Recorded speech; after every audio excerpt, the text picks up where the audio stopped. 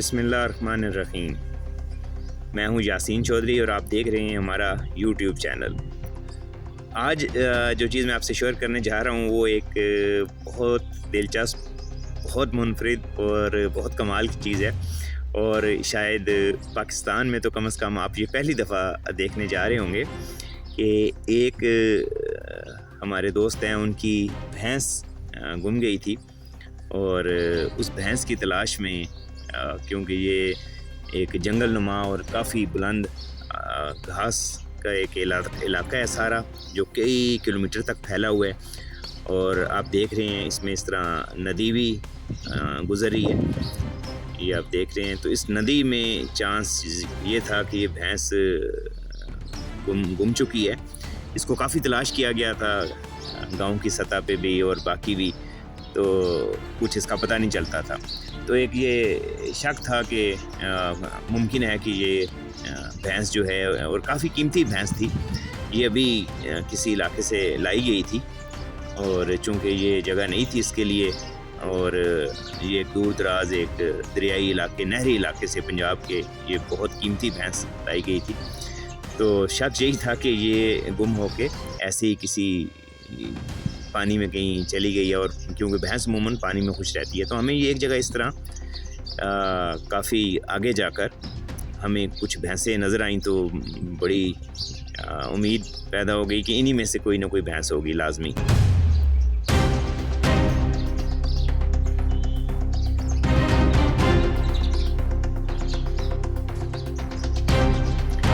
हम काफ़ी गौर से इन सब भैंसों का मुआयना करते रहे, जूम करके भी देखा, काफ़ी नीचे भी देखा, और सारे इलाके को हमने काफ़ी देर लगाकर अच्छी तरह स्कैन भी किया, लेकिन इनमें से वो भैंस हमें कहीं नज़र नहीं आई जो कि गुम हो चुकी थी। इधर काफ़ी भैंसें थी। ये बुनियादी तौर पे एक बहुत तवील चरागाह भी है और कई किलोमीटर पर मुहित ये इलाका है। इसमें रास्ते में इस तरह सड़कें भी आईं, ब्रिजेस भी आए। एक ये भी होता है कि भैंस जो है वो किसी ब्रिज के नीचे बैठ गई हो, तो हमने यहाँ अपना ड्रोन नीचे करके दोबारा भी देखा और कोशिश की कि शायद कहीं नज़र आ जाए, लेकिन हमें कहीं नहीं नज़र आई।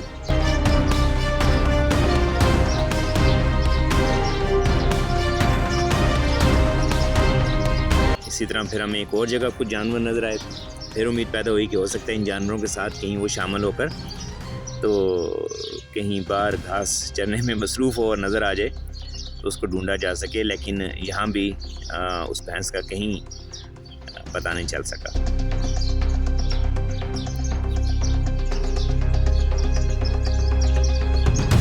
ये बहुत तवील इलाका है और आप ये देखें, इसमें जो घास है इसको मकामी ज़ुबान में कूंदर कहते हैं, और ये खुदरो होती है, बहुत घनी होती है और काफ़ी बुलंद, बाज़ जगह 8-10 फुट तक इसकी बुलंदी होती है। तो इस तरह इसमें भैंसें कभी कभी बैठ के, या जंगली जानवर, बिलखुसूस इनमें सूअर जो हैं उनकी मुस्तकिल रहशगाहें होती हैं।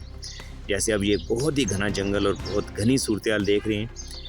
ये इनमें आप देखें कई जगह पे घास सेंटर में जो है वो बिल्कुल इस तरह बिल्कुल बैठा हुआ है, जैसे कि यहाँ पर कोई चीज़ जो है वो रही है और वो यहाँ पर बैठती रही है, बल्कि पूरे जिसको अजड़ कहते हैं, यानी ग्रोह की सूरत में यहाँ पे। तो ये कई दफ़ा मुमकिन होता है कि इसको सूअर ने भी, जिसको मकामी ज़बान में भेड़ा कहा जाता है, वो यहाँ पर काफ़ी रहते हैं, लोग उनका शिकार भी करते हैं।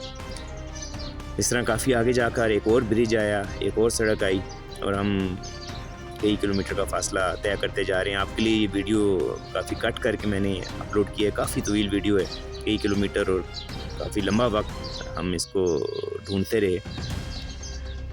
और फिर एक और जगह पर कुछ किलोमीटर आगे जाके हमें फिर जो है वो इस तरह जानवर नज़र आए दरख्तों में। यहाँ कुछ दरख्त ज़्यादा थे, तो हमने ये सारे दरख्त भी, ये सारा एरिया भी काफ़ी नीचे जाकर इसको ड्रोन के ज़रिए स्कैन भी किया, और फिर उम्मीद पैदा हुई कि शायद ये यहाँ पे मुमकिन है, लेकिन यहाँ भी हमें नहीं मिली।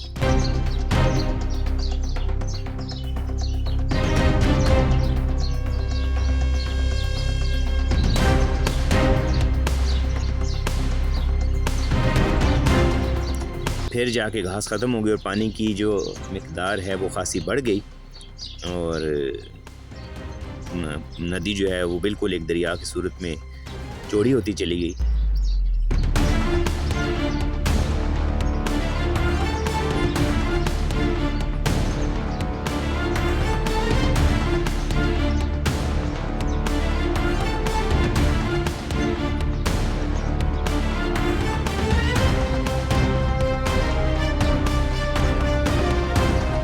इस नदी के हमने किनारे भी चेक किए, जो आगे जाके एक बहुत बड़ी और बड़ी आप कह सकते हैं खूबसूरत झील में ये ढल गई। और ये काफ़ी वसी झील है जिसके इतराफ में आप घने दरख्तों का जंगल भी देख रहे हैं।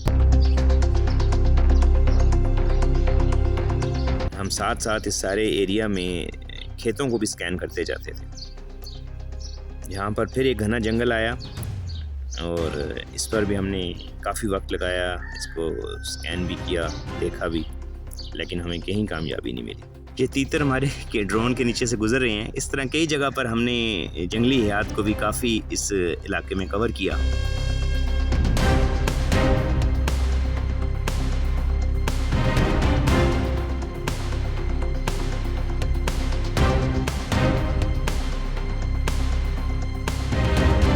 ये देखें, इस तरीके से हम नीचे भी इसको जूम करते रहे कि जहाँ पे हमें ये शक होता कि वहाँ पर घास कुछ डैमेज है या घास बैठ गई है, तो वो इसी सूरत में होती थी कि किसी न किसी जानवर की वजह से, किसी पालतू जानवर की वजह से या किसी जंगली जानवर की वजह से जिसने वहाँ क़याम किया। तो हमें यह था कि हो सकता है रात को वो भैंस जो है यहाँ क़याम करती हो और दिन को वो निकल के अपना घास वगैरह चर के फिर ऐसी किसी पानी में बैठ जाती हो, क्योंकि ये नहरी इलाके से लाई गई थी और इसे काफ़ी बड़ी सतह पर, पूरे गांव की सतह पर इसको तलाश किया गया था। इस तरह बीच में कुछ कच्चे ट्रैक्स आए जो दो गांव को आपस में मिलाते हैं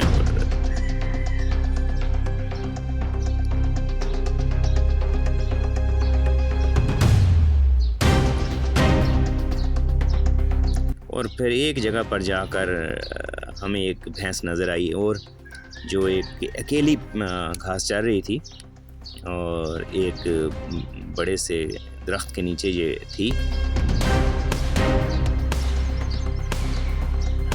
हमने इसको काफ़ी गौर से देखा कि शक यही हुआ, काफ़ी शक हुआ कि ये हमारी वाली भैंस हो सकती है, क्योंकि ये तन्हा थी, इसके दाएं बाएं कोई जानवर नहीं। और फिर जैसे ही इसने सर उठाया तो इसकी फ़ौरन पहचान हो गई, क्योंकि इस भैंस की पहचान ये थी कि इसके माथे पर सफ़ेद निशान था बहुत बड़ा, और वो हमें शक गुज़रा। फिर हमने अपना ड्रोन बुलंदी से आहिस्ता आहिस्ता नीचे करना शुरू किया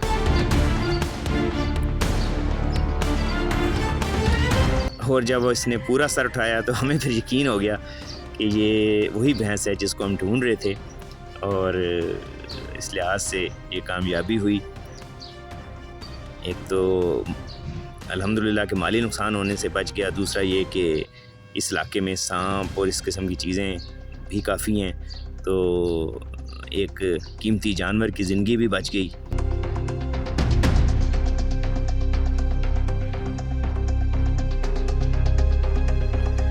अल्हम्दुलिल्लाह बिल आखिर हमें अल्लाह ताला के फ़ज़ल व करम से कामयाबी हुई, और फिर इसको जिनकी ये भैंस थी वो फिर इसको करने के लिए गए, लेकिन अनफॉर्चुनेटली इसने एक दो लोगों को ज़ख्मी भी किया, क्योंकि ये पहले भी आज़ाद थी और फिर इस आज़ादी की वजह से ये काफ़ी हद तक जंगल के माहौल और शायद यहाँ वक्त गुजारने की वजह से जंगली हो चुकी। फिर इसको ख़ास तरीके से बाकी कुछ और भैंसें इसके पास छोड़ के बिलाखिर इसको घर लाया गया, और हमारा ड्रोन भी इस जदीद टेक्नोलॉजी का इस्तेमाल करते हुए खैर व आफियत से वापस आ गया।